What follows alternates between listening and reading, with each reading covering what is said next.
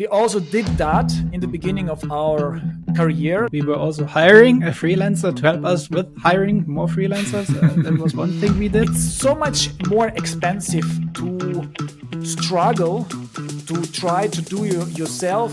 Which you could also do depending on really the pressure you have to find people, to hire someone helping you hire people. I explained him once, he explained me back, and total different. This makes things even more complicated down the line. So yes. I remember many years ago I was too nice. I was thinking like, oh, maybe they're not having a good day, but no. Just trust your gut feeling. They don't understand it, and they are afraid to tell you, oh, I cannot do it. How many errors were popping up each day? And because then they feel like abandoned. Money is not everything.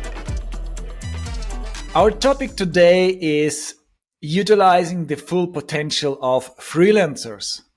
Chris and I we have a lot of experience with hiring freelancers. We built a whole business on freelancers, and we also seen the other side. We have been hired as freelancers, and we have worked like on platforms like Upwork from both sides as clients and freelancers. And we know exactly, or at least really good, how to make the best out of freelancers and when to use them and which risks can occur. It's especially important for smaller businesses and even like middle-sized. Of course, for corporations, it's a bit less important because they have like hundreds of employees. But for smaller businesses, they can hire real high quality experts for a very decent prices. And also, it's sometimes even difficult to find specialists if you are looking around your location, in certain cases at least. So that's why you can really profit from freelancers to bring expertise to scale your business and to be very flexible with demand. Sometimes you have this project and you need certain skills, and you can hire the freelancer for 10 hours, for 5 hours, or even less. And it can make a huge difference. It's also much, much better to work with a few freelancers than alone. Even if you have a very limited budget, you can afford a specialist for a few hours who can achieve 5-10 times more than if you do it yourself. And you have to consider that your time is also valuable. You could work something else during the time you are doing certain things. So if you can outsource those things, those tasks to other freelancers, then you can work on more important things like strategy, customer acquisition especially, and so on. So Chris, in general, do companies, like from the clients that you had, did they profit from freelancers, or was it like not always the case?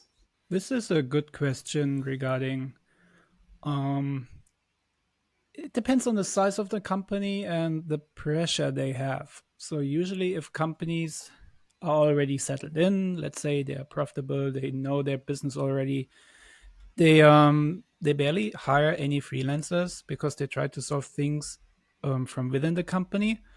But if they have a new project and they are seeing the deadline is approaching, and they really have to speed up the whatever they are doing. Most of the case, they are developing a product. So usually they start hiring a freelancer. And I've seen this a couple of times that they were hiring developers in that case, usually full stack. And this is also a good point regarding the costs. But most of the time, it was a good addition to a team because freelancers, they usually get embedded to the team. So you have, let's say, you have 5 full-time employees, and you really see the development velocity is is not picking up pace. So you start like, okay, two options: descoping or adding more personnel to your team. And Could most you of the time, explain descoping? descoping means you have a list of ideas, features, yeah, you want to implement in your product, let's say an app or a website or like a Mhm. platform. And so if you want to descope something, you go over your list, and then you take the pen and say like, okay, this is not that important for the next version, so let's skip it for the next one. Um, so this is then one of the options. If you have not enough personnel, but you're under a lot of time pressure, you start descoping, just deciding, okay, what do we actually really need? What could we skip for now? What could we implement later? Or maybe we can simplify so that the team is able to implement the feature in a Mhm. reduced feature set. So this is two of the options: descoping or you're staffing up. Staffing up for full-time employees is a difficult topic because you need to find someone, you need to hire them, you need to onboard them. And freelancers, since you have also platforms where you can hire them, you mentioned already Upwork. Um, it's a bit easier. Also, that freelancers, they are used to high velocity and shortened onboarding times. What do you mean velocity, high velocity? You mean like getting hired a few hours project and then going to another project? Yes. Hmm. Usually, if you start in a company, you have like 2 to 4 weeks onboarding time where you get Mm. introduced to a team and a company and get Wow. familiar with everything. And maybe this is the time you as an employee, you need to get familiar with the Yes. company. But freelancers, they know like, okay, I don't need to know Mm. everyone from a marketing team. I'm just hired to fix a certain problem in the product development team. So you can skip things like that. And they're trained, like they are already acquainted to such situations where they're like, okay, listen, next week we need to get this done. It's Yeah. Wednesday, maybe you can start working. And if they already know, like, okay, they're using this framework in their product development, they're using that software, they're already familiar. They don't need to read an onboarding guide and some employee handbook to get familiar with everything they are using in the company. I think that's the one of the biggest advantages. You can choose the exact profile you need. You can choose which Right. kind of experience, like web developer, for example, or full stack developer, which I mean, like a certain type of developer. You can maybe explain later, but what very shortly what full stack developer is. But in general, like even a developer can have so many different skills and profile. Some developers they use certain frameworks. Some don't have experience with that. And if you hire an employee, you can you cannot find usually like the perfect match because it's local, regional. You need also like social. This person has to be a good fit to the team. So there are so many other Right. aspects than just the skills. So you hire someone who has the skills and potential to learn to adjust, and that takes quite some time. But with freelancers you can like really like a car, which color, which horsepower, which this and this. And on Upwork, for example, you can really like filter out the right person with the right framework, with the right tools. So there is, you save so much time on onboarding. Absolutely. And also, you mentioned it already. There might be someone who's been doing work within this framework over and over and over again, and your existing team, they used it because they decided, oh, let's try out something new, so more state of the art. And then they also that's most of the time also the case why suddenly a project is is getting behind, because the team decides on, oh, let's do things more modern, but at the same time they need to learn. And then at some point they realize, oh, we totally underestimated the learning curve and the time required to do the first couple of mistakes within this new project. So, and if you get a freelancer who's already familiar with that technology you want to use, they are already up to speed. They can directly jump into the topic and they will see the task description, maybe only a few words, like in most of the projects these days, and they instantly know like, oh, okay, I need to use this, I need to do that, and then this is gonna take me half a day, and then I'm done, and the rest of the team is gonna be like, okay, how?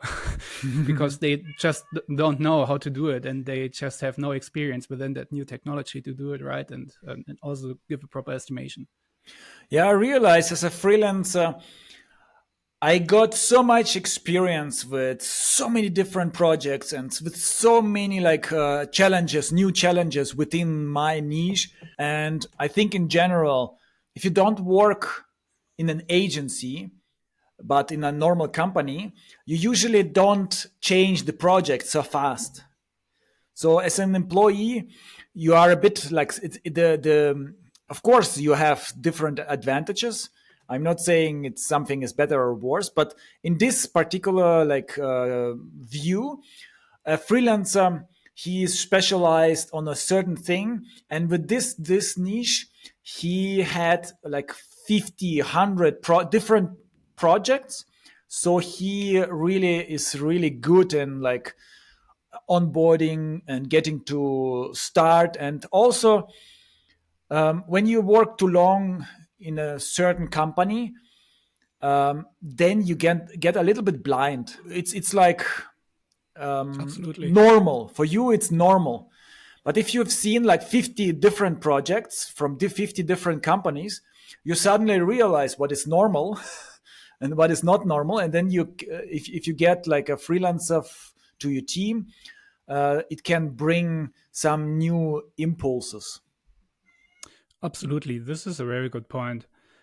Usually, teams who work with the same technology over and over and over again, they not necessarily get familiar with new features or new things, or broaden their scope and horizon in certain things. And a freelancer, he or she, they're usually more like seeing more things and seeing more companies. Like you said, they might have seen 50 different companies before, and they know, okay, what is actually a good fit, what is maybe not so good fit, and what have they seen before. So they can also bring in some really valuable experience and giving the team some impulses like, okay, this is not the right approach, you really should overthink this, and go back to the drawing board. And maybe that person has also experience of scaling up things, which the current team might not possess. So this is also a good addition. Sometimes, like startups, if they grow, they hire in the beginning for a small scale business, and then they suddenly have 100 times more visitors per day and 100 times more of orders, and suddenly it doesn't work with the same team. So you need like some outsiders who have done projects with this kind of level, like for this high of volume. Yeah, for instance. So let's discuss when is it the right choice to think about to hire freelancers, and when is it not a good idea to hire freelancers. Maybe our audience has different types of startups. Some of them are like don't have any employees, and some of them have a small team of freelance employees, and some of them maybe even had funding and can afford like 20, 30, 50 employees. So those different cases, we can shine some light when it's a good idea and how it can like improve the business with freelancers. This is a good point. At what stage a company is or a startup is, and what kind of funding they have. And yeah, on the opposite of the thinking process is like the the cost of hiring a freelancer versus the cost of hiring a full-time employee. Usually if you go to platforms like Upwork, you might be deceived by low costs, but also can see like really high costs. where you can hire, let's say, let's go back to the full stack developer example. You might Maybe you find can people for explain what full stack developer is. a full stack developer. It's a fancy term describing someone who's able to work on the back end side of things, or implementing business processes, but also on the front end side of things, make the So, website or the app look good. okay. So, and the full stack developer, it's a person who can work on both ends, so to say. So, some might argue it's a check of all trades, but master of none. Ah. But some people could be really experienced on both ends. It really depends. So they can create the logic of the app, for example, or the website, but also design it that it looks nice. Yeah, maybe not just design it, but also implement the how it's supposed to look and behave. I mean, Yeah. design is a broad term again, which includes a lot of things. But for the sake of simplicity, let's say, okay, a full stack developer, it's a person who can work on make things look and feel good. And on the other end, on the back end, the person is also able to implement it in a way that it works and it makes what it's supposed, and it does what it's supposed to do. So you were telling this example of if you want to hire a full stack developer. Yes. So, for instance, the full stack developer, they can be, I think, cheap as $30 an hour, and they can also expensive up to like $150 or $250 an hour, depending on the expertise. And then at some point, you start doing some calculation. Like, let's say you have a company and you're really familiar with hiring full-time employees. You instantly start breaking down like, oh, but my full-time employee, they get like $25 an hour or like $35 an hour. Why should I hire someone who's charging me $150 an hour? So this is one thing you really need to think and understand. So not just think about, but also understand the mechanics or the economics behind this. Because the full-time employee you're hiring, you're basically giving them a commitment like, hey, you always get the same amount of money, and in return I get somewhat the same amount of work you can do for me. And with the freelancer, you need to understand how a freelancer might work.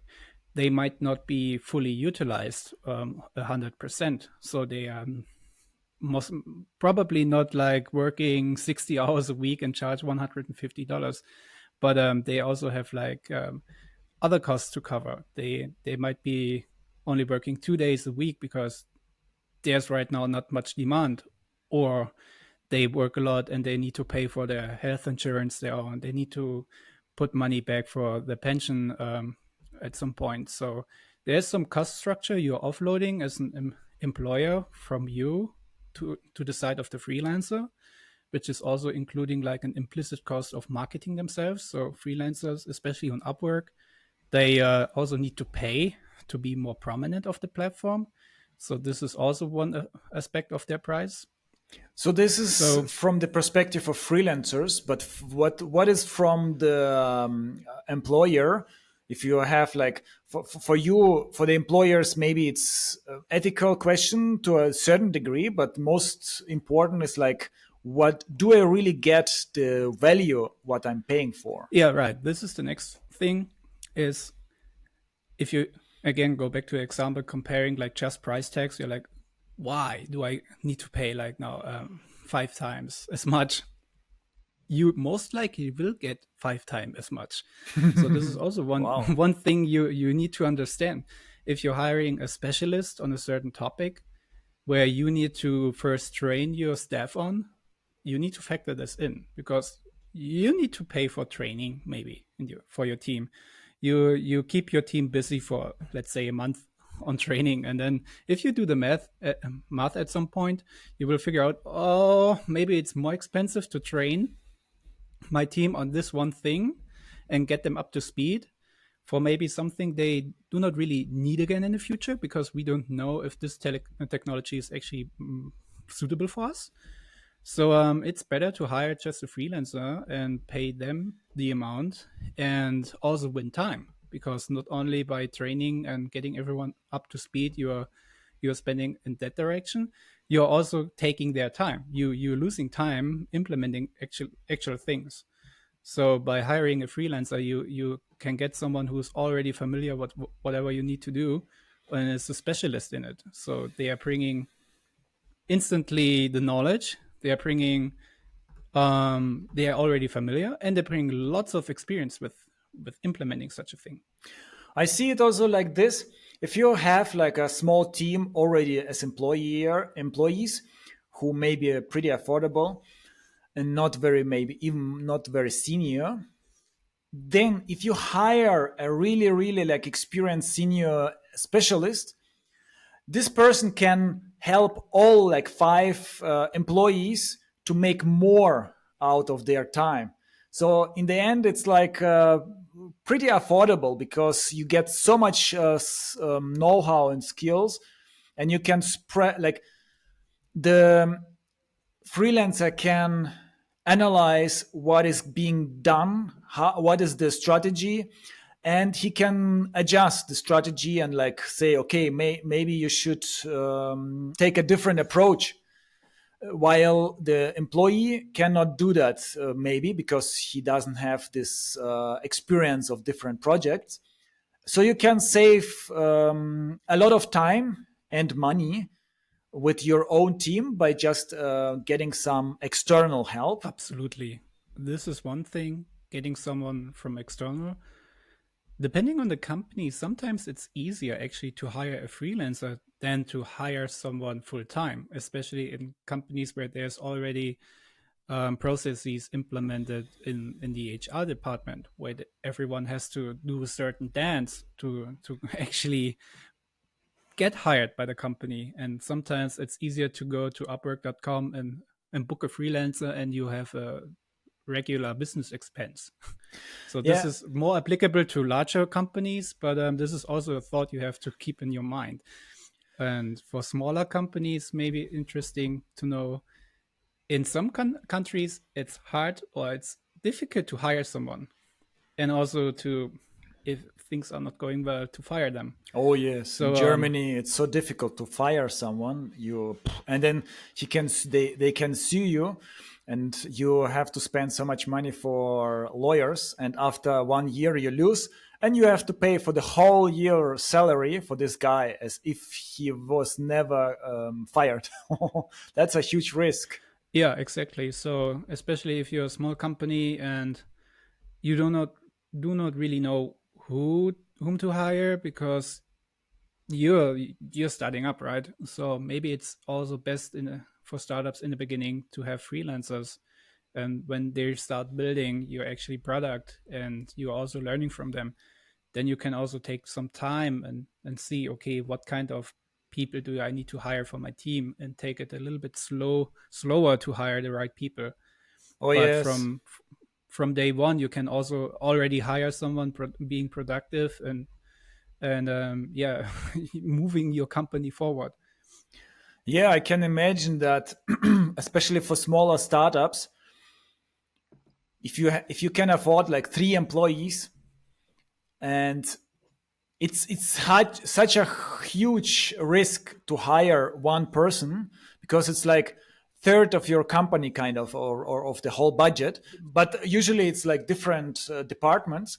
So you have the product development, you have the sales, you have the marketing, for example. So if you've hired the wrong person, which is easy to make this mistake because people can be really good in interviews but then not be able to deliver, and then you hire a bad salesperson or a marketing guy or development, and then you're stuck. You are in one. It's like a domino effect.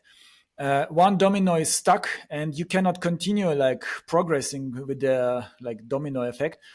So even the risk, if the person like leaves suddenly, like you hire 3 people and one key employee leaves, you are also real you might have really big difficulties. You have like a huge time gap until you find someone, and then this person probably maybe didn't wrote down everything.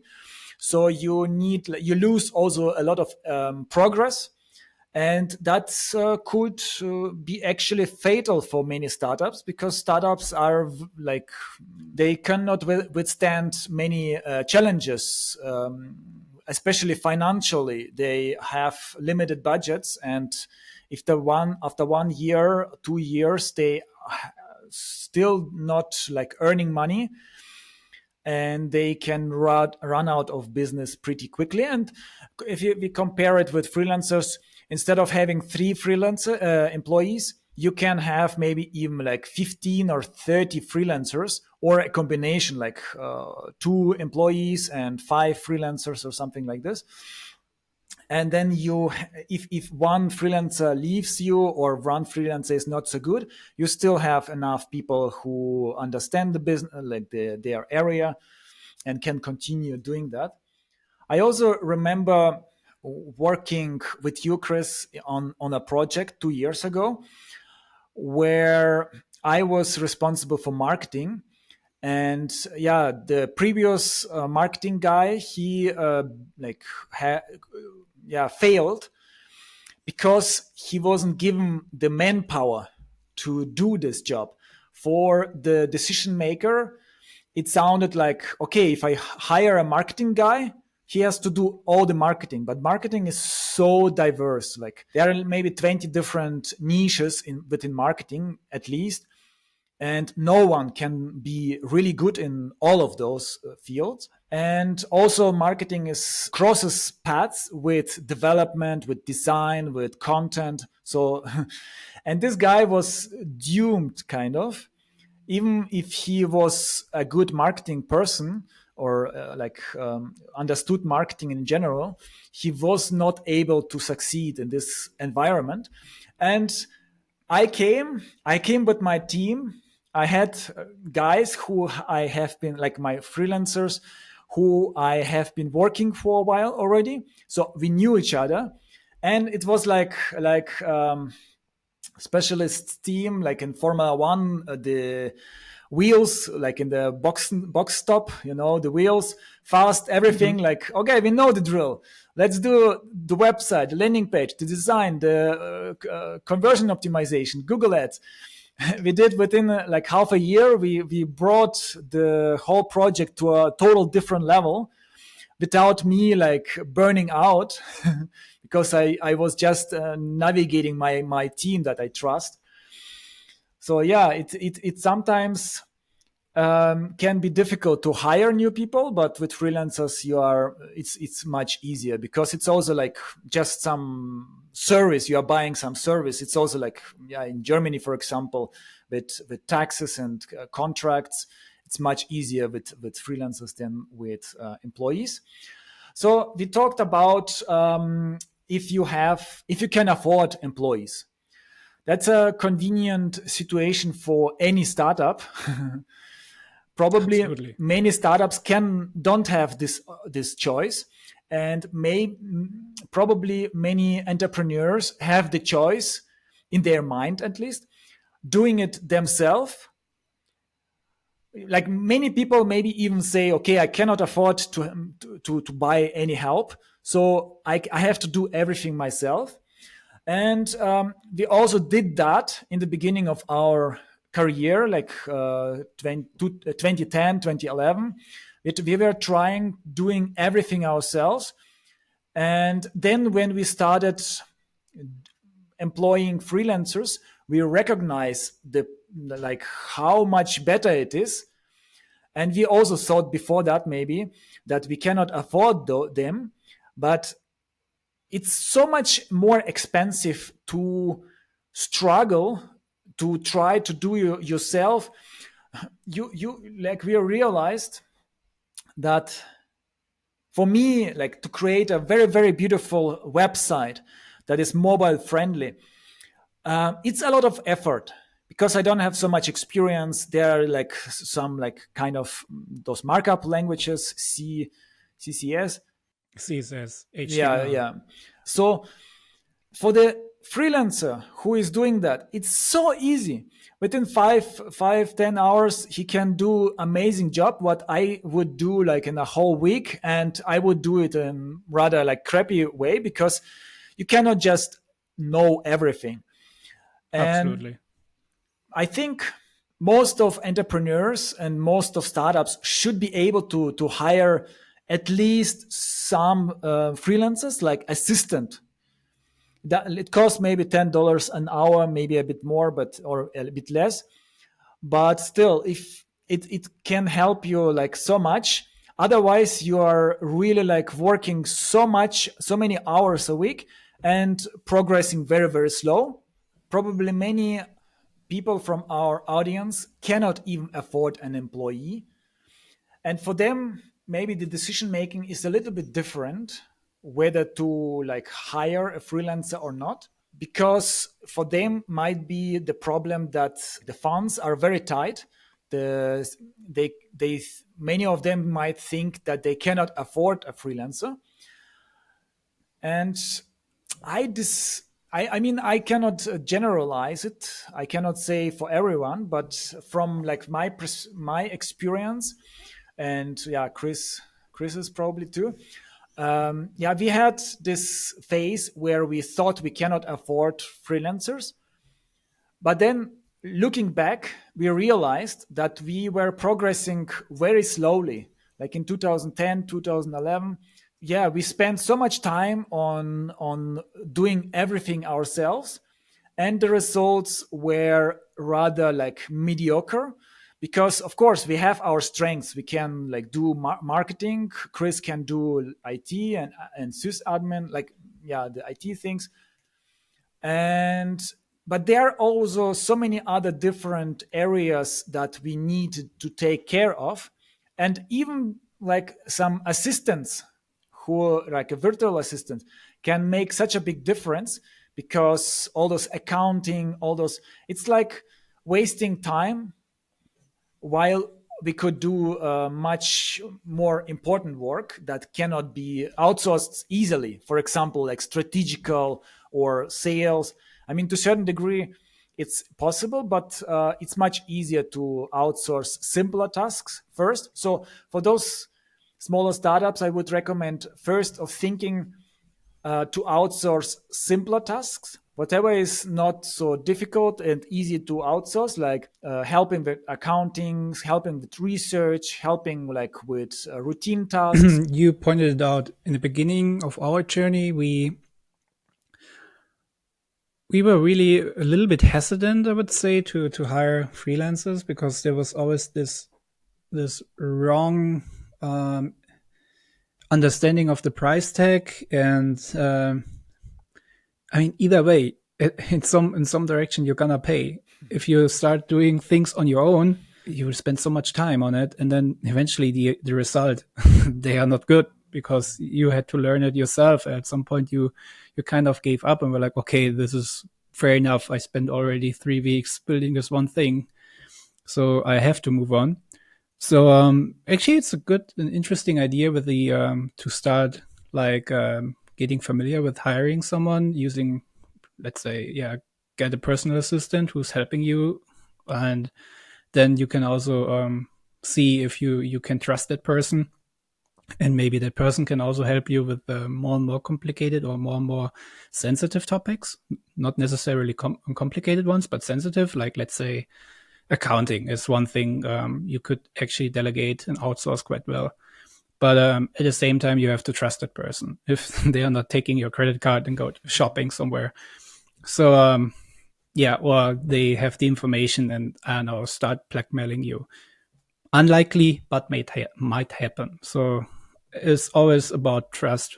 But yeah, to circle back to that, I think you should start slowly. You have to overcome that mental hurdle. Like, either way, you're gonna spend somehow money, if it's your time or your actually money. You have to think about it, which is more important. And like you said, if you delegate busy work or work you even do not like doing, let's say accounting again, this time is taking time away from actually doing meaningful things like setting up a strategy and thinking of or talking to your customers, which you might love. So so really think about what can you delegate. You do not need to hire someone full time. It can be a few hours a week, and see how you can use that person. If it's a personal assistant, if they can even grow with your business, that might also be an option. So it's not necessarily stuck to a certain thing they are doing, but they might also grow and be, yeah, get used to your business, and then things will evolve over time. You also build somewhat of a relationship with them, that you can trust them, they can trust you, you are paying them on time, and vice versa. So that there's a dynamic also building up with freelancers, similarly to how you would build up yeah, kind of a relationship with your employees at some point. Yeah, we have one freelancer, one of many, whom we have been working for 10 years, probably, at least.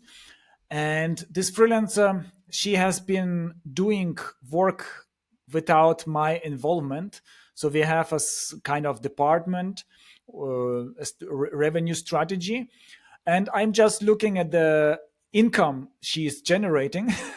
And it's a nice feeling. I really trust her.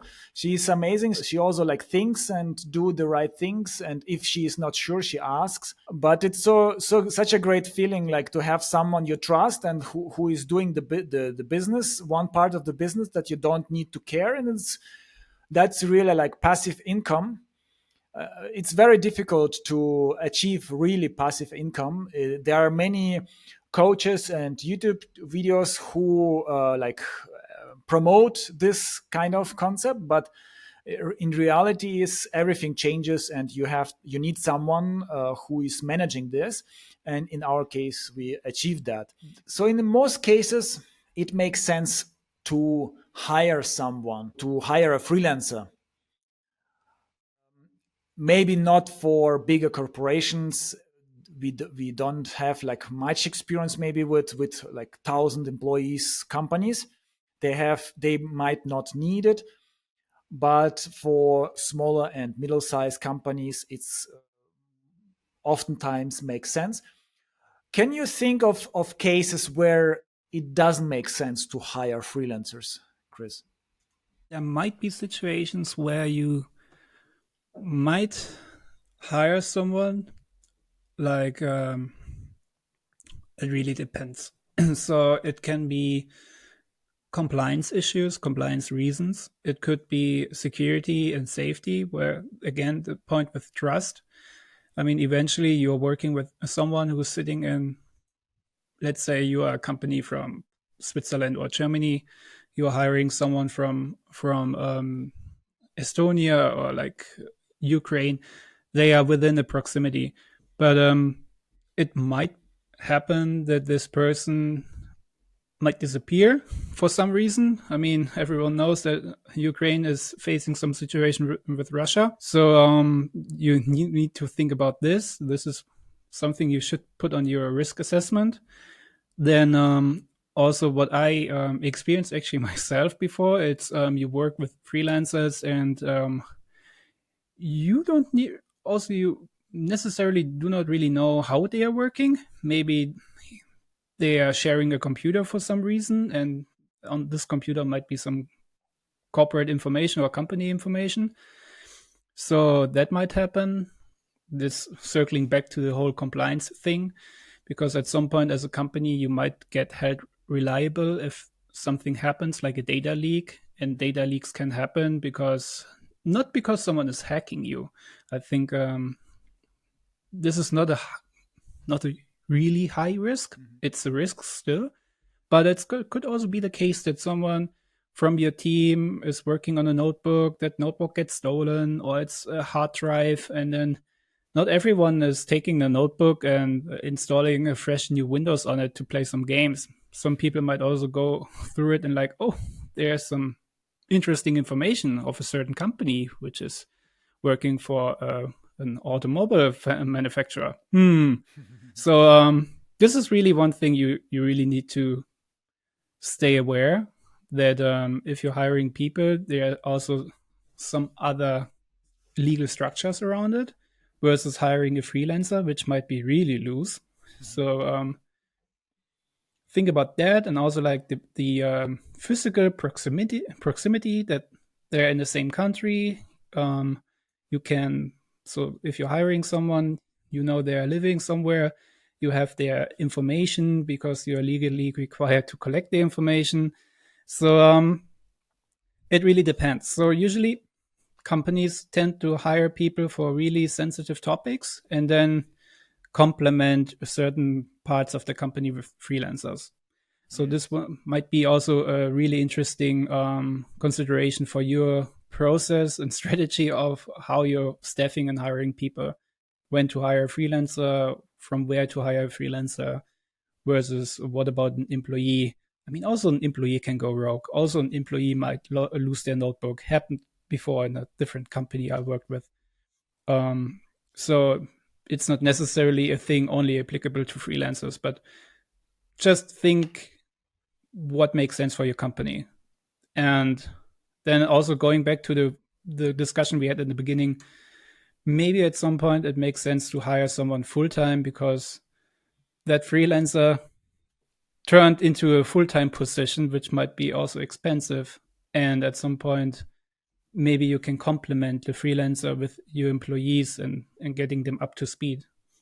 These are considerations somewhere down the line if you're hiring and setting up a company as well.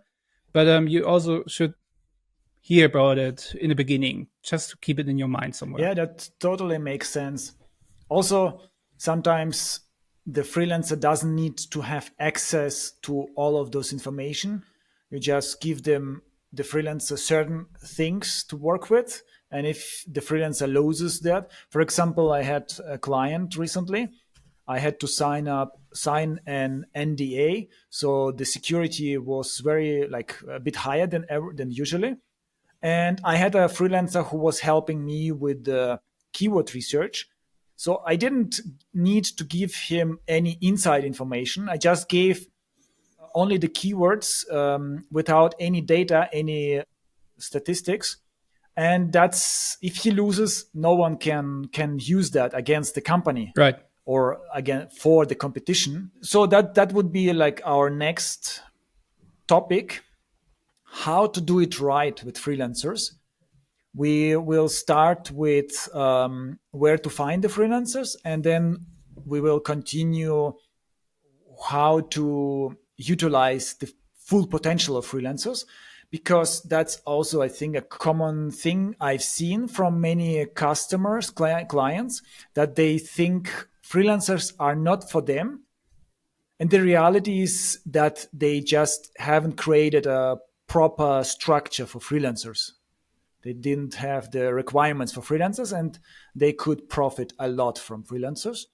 So let's start. Where should you start with the research? You are a startup and you decided, okay, I need a certain type of freelancers. So we have a lot of experience with Upwork. We have been there like over 15 years already. I have been working with a freelancer till now that I hired in 2008. That was my first, like one of the first freelancers that is still be on team.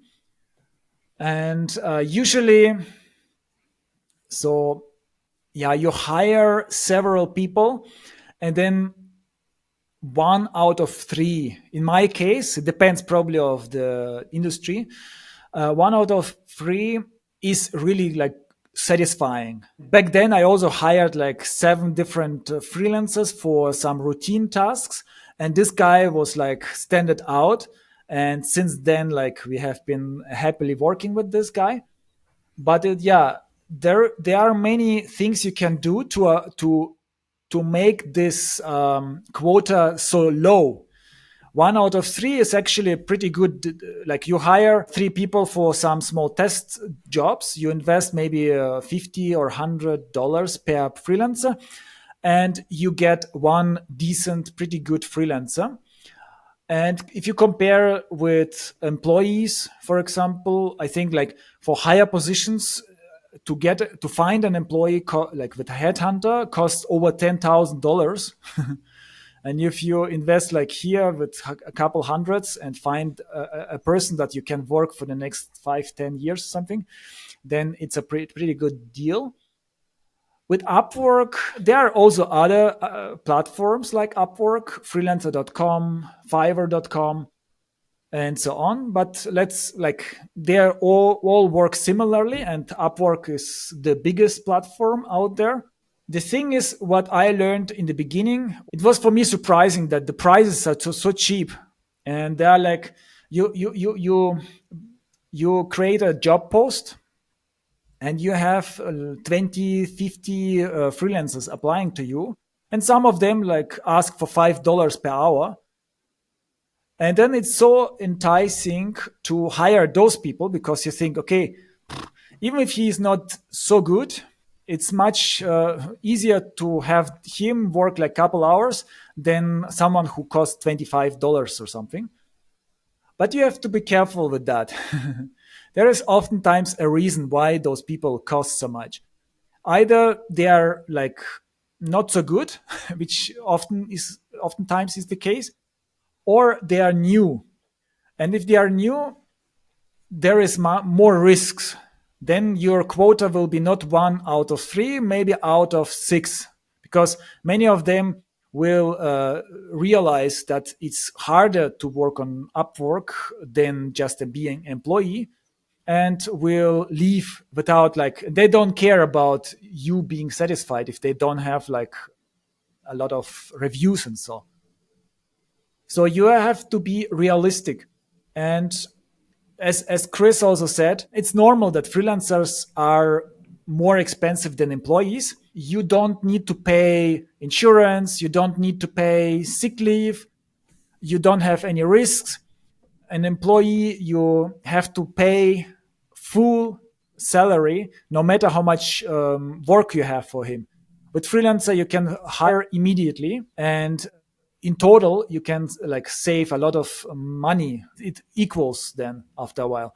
So even if you pay 2 times more for a freelancer than for employee, it can be a good deal for you. So one of my like important advice is be realistic with salary. Don't expect like for $100 someone to work for a whole month or something. I've seen it over and over as a freelancer when I apply to certain jobs. They have such unrealistic expectations that will lead to disappointment, because who will accept this kind of job? Not someone who is really good in his task and he also has opportunities to work for someone else with a better pay, but someone who is really like doesn't have any other opportunity, someone who doesn't have any experience and doesn't know how much effort it will be, and you both have too optimistic expectations, and you both will be like the client and the freelancer will be disappointed in the end. So Chris, what do you think about finding, where can entrepreneurs like find good freelancers? I think you already mentioned Upwork. This can be sometimes a treasure hunt, but sometimes you can find really good people. So you are more familiar with finding people on Upwork. Maybe you can also tell us a little bit more about what to watch out for and how to structure a hiring process and finding someone. I only had experience more with AngelList, which is Interesting. a website. I think it started as just a directory with angel investors in US, and then at some point they tried to monetize it and put some platform to find employees and freelancers on top of it. And I remember we were searching for people, and I remember that I signed up on AngelList and checked it out, and I was like surprised to see that there were quite some interesting candidates. But again, it's also there, you have to do a certain dance. You need to go over profiles, you need to search, you need to see like how they are presenting themselves. And usually there's some low hanging fruits where okay, you can avoid those people, like seeing typos in the description, or like a really maybe sometimes no profile picture, or like some abstract avatar as a profile picture, or like some selfie taken in some bathroom. So there are some really low hanging red flags. You cannot miss them. Yeah. But these are the things I started going over like, okay, who are people having like a decent profile? Who are people who have some track record on it? And I'm not sure if AngelList had testimonials where people could like leave some recommendation or like some review for them. I do not really remember that anymore because back then this is already, I don't know, 5, 6 years ago. But yeah, this was an interesting process. Going over them, texting them, and then start off setting up a hiring process where you like, how can you test them? I mean, you know it the best, but from hiring hundreds of people, you have to have some test shops. You have to have some good questions where you not ask like obvious questions like how long have they been working with a certain tool or technology. You have to go deeper into it and see how they are thinking about certain questions. Yeah, I remember one project, but Will and I, we did it together 2 or 3 years ago, where I was in desperate need of finding people, and we set up actually quite cool hiring process. We were also hiring a freelancer to help us with hiring more freelancers. That was one thing we did. We did the first couple of interviews ourselves, and then at some point we were like, okay, these are all following a pattern. So we can have someone who's doing this for us and talking to the people. And if people are passing the first step, then they can have a call with, let's say, with me and one more colleague of mine from my team back then to see if they're really good. This was one thing which you could also do depending on really the pressure you have to find people to hire someone helping you hire people. And yeah, this was actually a quite good approach. We had some good questions and whatnot. But maybe this is something for the scale up period. Yes. If you really want to start and find someone, I think Will can tell us about what to avoid, what to watch out for in Upwork. Oh, yes. And I guess it's representative to other platforms as well. So you can choose any other platform with the same approach.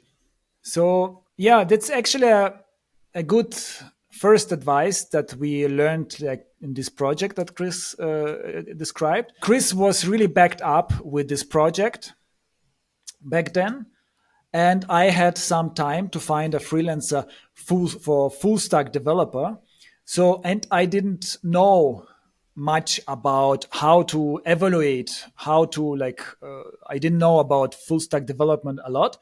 So that's why I used Chris to find the first freelancer who was decent or pretty good.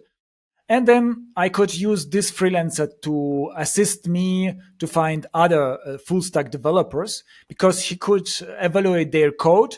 They could evaluate, he could evaluate what they are saying, if it makes sense. And I couldn't. So you need someone who really understands this business. For some like easier projects or tasks, it's easier. You don't need someone like this. For example, virtual assistant, that's easy. You don't need an expert of virtual assistants. You can hire it yourself. And in areas where you know, where you are knowledgeable, you can also hire yourself. But in areas where you don't have a clue, it's better to hire someone pretty expensive who can help you to find the right people. And of course, I had the advantage of Chris, but even without like Chris, if I hired someone really like top notch with like salary that we couldn't afford on the long run, but just for a couple of hours a week, we could use this person, and yeah, it would be a lot of value for us. In general, yes, I mean, I look at the reviews, I look at the profile, but it's usually on a higher level. So it's easy to remove some applicants who are applying not very relevant, like automatically spammy. You can just filter them out, and then you have a smaller list. But then it's all on higher level, so you cannot see really the difference only on the profile. What is very useful is to see their relevant references. So with this project 2 years ago. We were asking for the code references from GitHub. It's a platform where you can like put manage your code from past projects. And then we could immediately see the quality, how they were working. And some of the freelancers were sending me some teeny tiny screenshots, and I was telling them I need to evaluate your code, and they still like sent me the small code, small like screenshot, and that was also kind of a red flag. If a person doesn't like think logically, kind of, and doesn't understand what is going on, then it will be also pretty difficult to work with this person, because you need really like explain exactly like a roboter what to do. And you don't want this kind of freelancer. Usually you need someone who is also thinking for himself.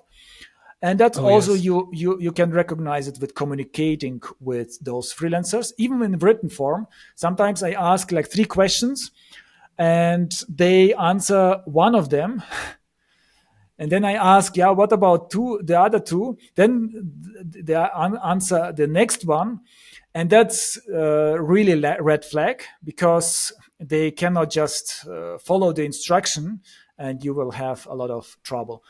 And the goal is like to reduce the list as small as possible. You can have an interview. You can see if they are like good fit for you for your specific problem, but until you hire someone and let them work, you still be like you don't 100% know how well they will perform. Only when you give them like 2 hours of work, that will make a big difference. It of course always depends on the topic. For example, authors or designers, you can analyze pretty well according to their references. But with more complicated projects and skill sets, it's the best thing to hire them for a couple of hours and to see how well they perform. So, did I forget something, Chris? Do you have some additional notes to that? I think that pretty much sums it up how to choose the right person, especially the communication part. I've seen this over and over again when people cannot aren't able to understand your question in written form. This makes things even more complicated down the line. So Oh, yes. I remember many years ago I was too nice. I was thinking like, oh, maybe they're not having a good day, but no, no.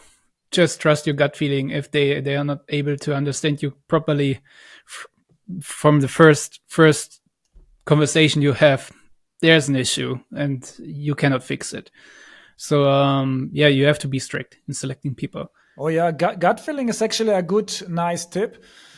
Sometimes you don't know what is wrong with the person. You're having an interview, but somehow you don't feel it doesn't feel right, and you should listen to your gut feeling, to your intuition. It knows much more than your conscious mind. Even though you don't know why exactly you shouldn't hire this person, because also like there is enough other alternatives. Sometimes, yes, I had the problem if it's very too specific job, requirements, then I didn't have so many alternative freelancers.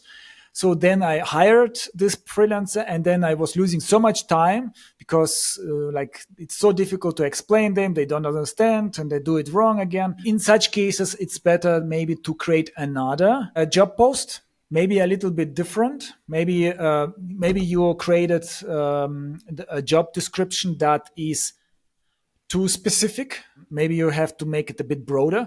It's better to have someone who is not very specialized in exactly what you're searching, but has this intelligence and like thinks for himself, and is like this attitude of like being adaptable. So, yeah. Then to find some freelancer who is a perfect fit from qualifications, but is not very intelligent, or like has some like is not very adaptable. So you can also find someone a bit more generalist and then shape him kind of a little bit in cases where you don't find usually, as I said, like on Upwork you can find for many different niches the a lot of candidates, but there are unique cases where it is not. And also, yeah, you can also invite people to your job post, which increases the chances because usually if you are on the top of Upwork, you don't need to apply to jobs. You can just wait for people to invite you. So that's why if you want to get the best out of the best people on Upwork, you should invite them to your job. Another tip is you can hire someone who can help you find the right people. I did it also a lot. And yeah, if you find like you only need to find one person who is helping you with all of those things, and this person can save you a lot of money finding other freelancers. Absolutely. So now we talk about where to find people, how to find people. Maybe we should also shed some light on how what's after hiring the people, how to structure it a little bit so that you get the most of your freelancers and Oh don't yes. waste money on them. What's your experience like? How would you usually go about this? Yeah, it starts with first like expectation management and briefing. I use video messages to explain, like, of course, interview, real like calls, video calls are even better, but sometimes you don't have the time to schedule an appointment with the freelancer. And especially after a little bit of working, you can do it without like just video message. But it's important to clarify all the aspects and also like to be on the same page of expectations. For example, sometimes you forget to mention the deadline, and then you cannot be mad at this person if he is not done within 1 week or something. In your mind, you have all the clarity, but this person has a different understanding of deadlines. Maybe he is used to work with projects that can take 2 weeks, and you are really like angry and not communicating. So you have to explain everything. Usually after a while you get a structure, like, okay, with every task there is a title, there is a deadline, there is a specification, there is this and this, so that it's all clear. Yeah, in the beginning maybe it's good to have a video call so that and see how this person is summarizing what you want. That's actually a really effective way to see if this person understands what you Oh want. yes. I had a freelancer recently. I explained him once, he explained me back, and total different. And we did it like 3 4 times until he got it, which is, yeah, maybe it's like your fault as a client, maybe it's his fault as a freelancer. It depends, but yeah, more often it is the maybe problem with freelancer, maybe his English is not so good and so on. Then, yeah, we use ClickUp to manage all those tasks, which makes it much easier because on Upwork you have only one messenger per freelancer usually, like per contract. And on ClickUp, for example, you can also use Asana, Monday, or .com or Trello for managing tasks. But here, yeah, you have like one task and all the communication inside it. So, and I also explain also what is also important to explain to the freelancer is to how we what I like in terms of organization and processes. What do I expect from them? And I expect from them, if they start the task, they should change the status of the task in progress. If they are done, the task's status should be done. Also, if there is a deadline, if they are not able to achieve the deadline, they should notify me in advance. And also, they have to assign like my name so that I get a notification. So all of those things you just need to prepare once. I usually use for this kind of information Notion. So Notion is like a wiki, modern wiki platform, and you can prepare everything and then just send the link to every freelancer you are hiring, and they see everything like on one page, what to take care, how to do, maybe even include some videos, instructions like how to use ClickUp for this purpose and so on. So there is a lot of like clarity and understanding what is like important. Also, by the way, I like freelancers who also say if they cannot do certain things. Oh yes. So it's in certain. I like to hire. To be honest, I like to hire freelancers from Europe because I know, and Turkey. I know their culture is. I had good experience with them because there are some other cultures they cannot tell you no, and they always like they start doing certain things and then they don't understand it and they try they are afraid to tell you, oh, I cannot do it. And if a freelancer is telling to me, okay, I can do this, but this is not my specialty, I can try but I cannot promise, that's like music in my ears. That's a good, really good sign that this person is confident and truthful. Yeah, and also communication, like in general, it's such a nice feeling for freelancers if they are integrated in your team, if they don't like feel like excluded, if they have freedom to tell to voice their opinion. And if you also, after a while, you can also build some rapport with the person, just like sometimes having a call and talking a little bit also not about work, about free time things, which also like generates a bond a little bit, which Yeah, the brings its. classic one-on-one calls I usually set up with my team. Yes, and what you should avoid is not having a call with your important freelancers for very long time, because then they feel like abandoned. And money is not everything. Sometimes like money is a very important part, but after a while, if you want to achieve next level cooperation with your freelancer, it's good to have like good, yeah, rapport with them, calls on a regular basis. And speaking about money, that's actually a good point. You can see what usually what how much hourly rate people are earning or have earned on other projects, and I try to be a bit higher on than average of their past salaries, like hourly rates, Hmm. because that gives like you are higher priority. You will be higher prioritized by this freelancer. They will rather complete your projects faster than for someone else because they will get paid better. It's just like normal, I think, to for everyone to try to maximize their outcome, like revenue per time that they have available.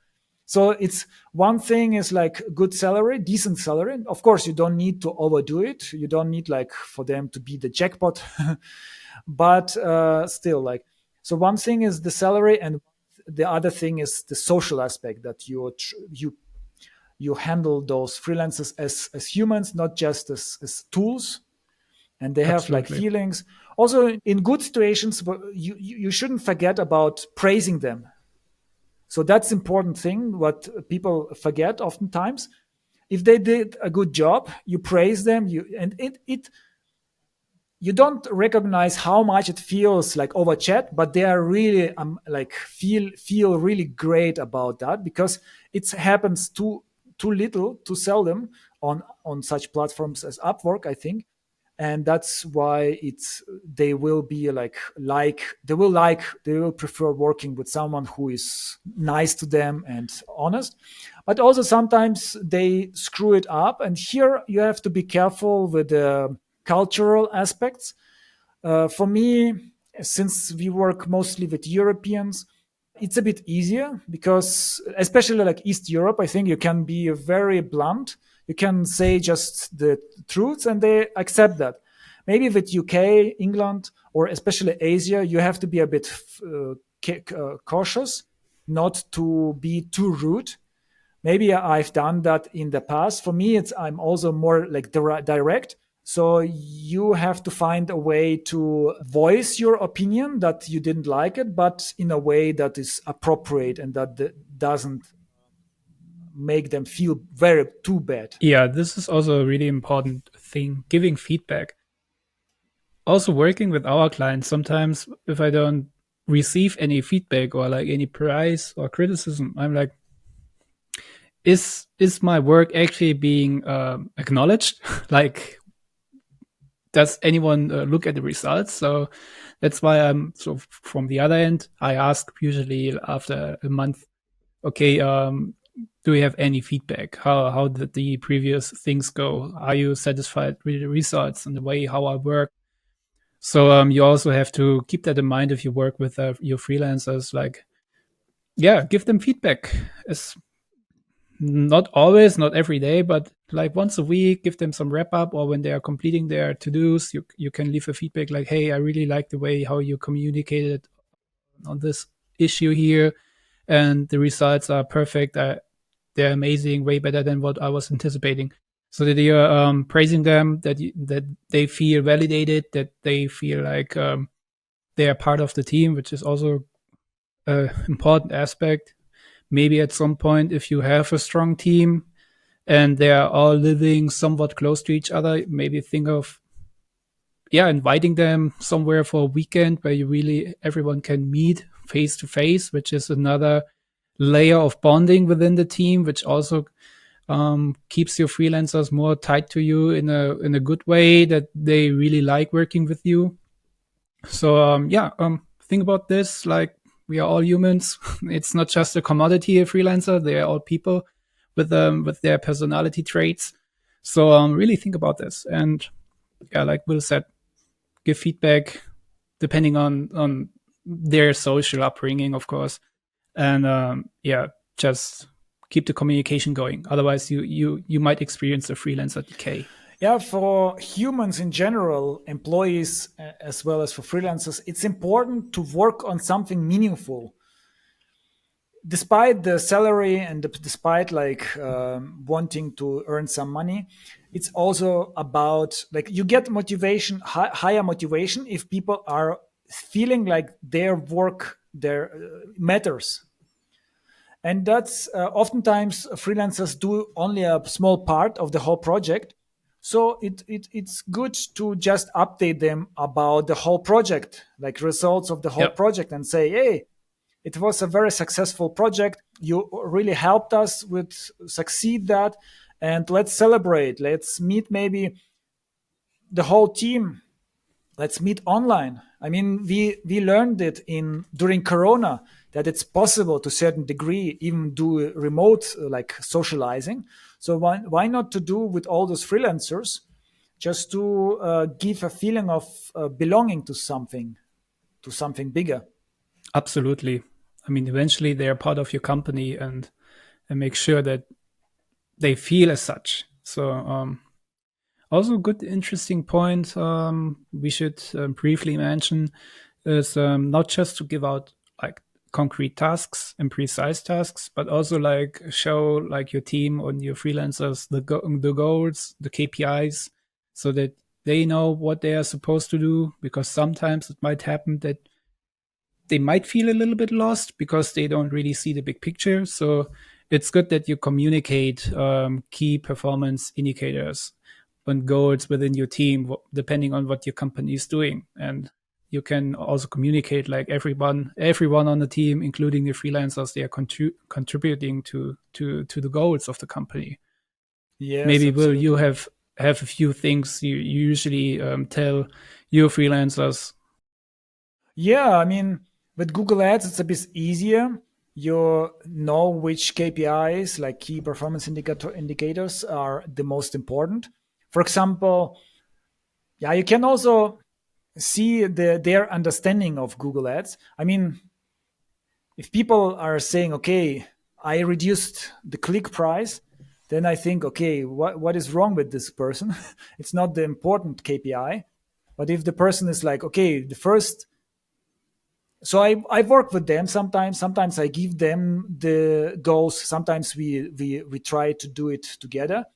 So if the person like is strategically, and I think also, oh yes, that makes sense, then that makes also like a good indicator for good freelancers. But of course, you don't expect for from every position to have this strategic understanding. Sometimes you just need someone who executes and doesn't think too much. That's also sometimes the case. Yeah, oftentimes you can compare the results from different freelancers. For example, how much time this person took for the same task as the other person, and then you suddenly realize, oh, there is actually a huge difference. And then you can like focus on more on the more effective freelancers.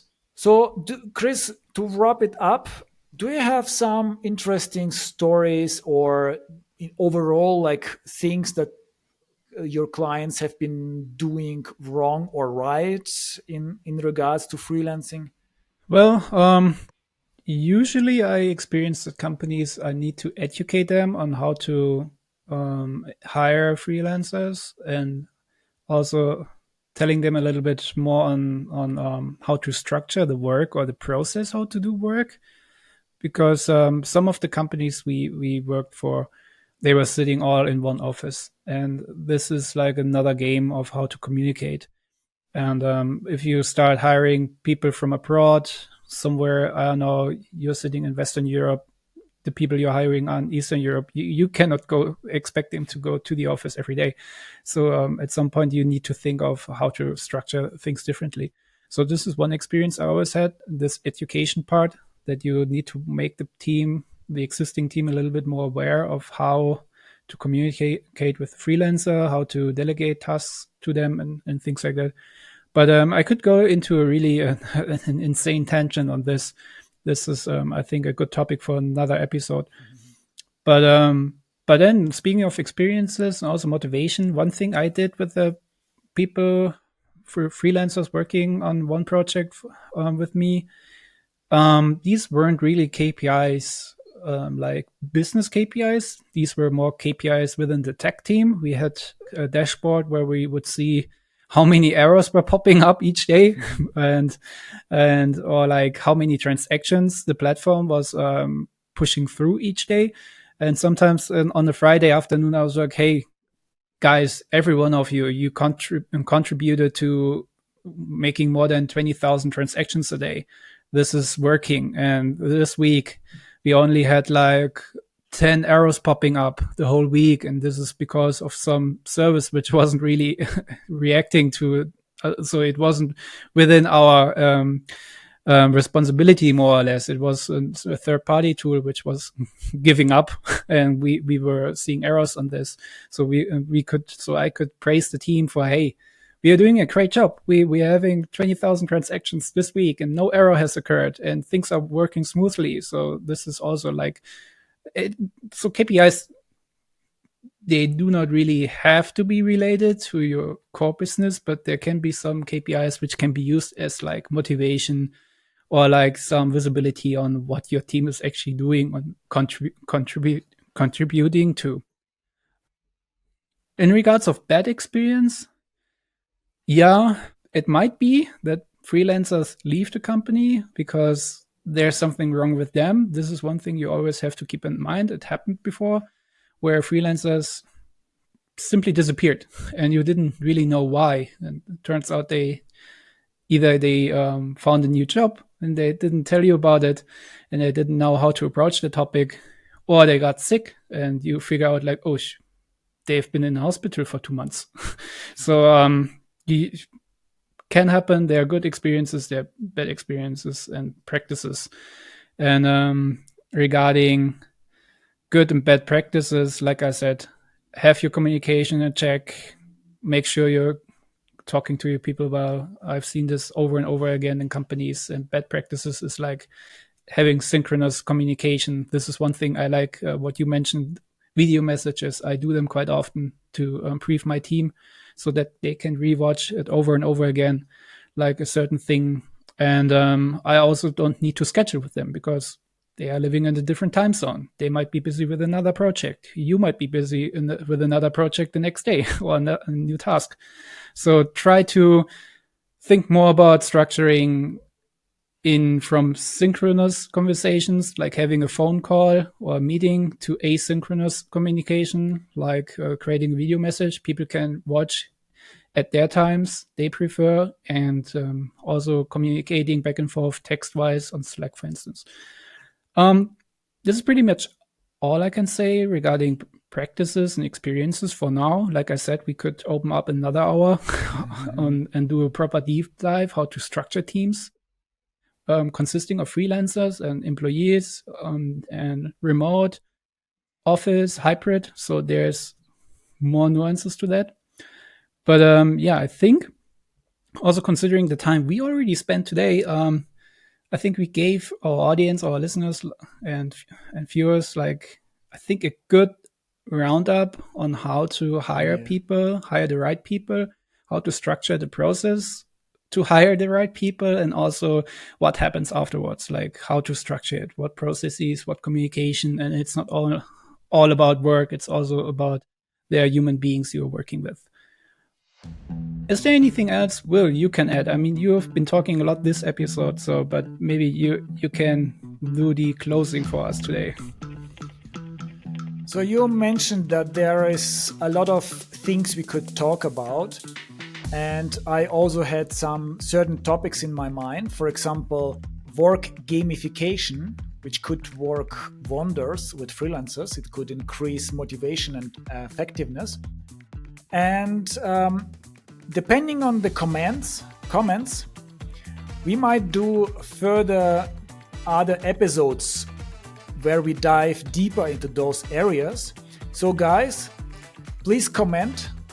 And if we get enough comments asking for dive deeps into those topics, then we will be glad to create some other episodes. Thank you very much for listening. If you want more information, we created a website, a page, where we collect important templates, important recommendations, and instructions on our website masterful.info/outsourcing. Please visit it, and you get a lot of value there. And yeah, thank you for listening. Bye bye. Bye and take care.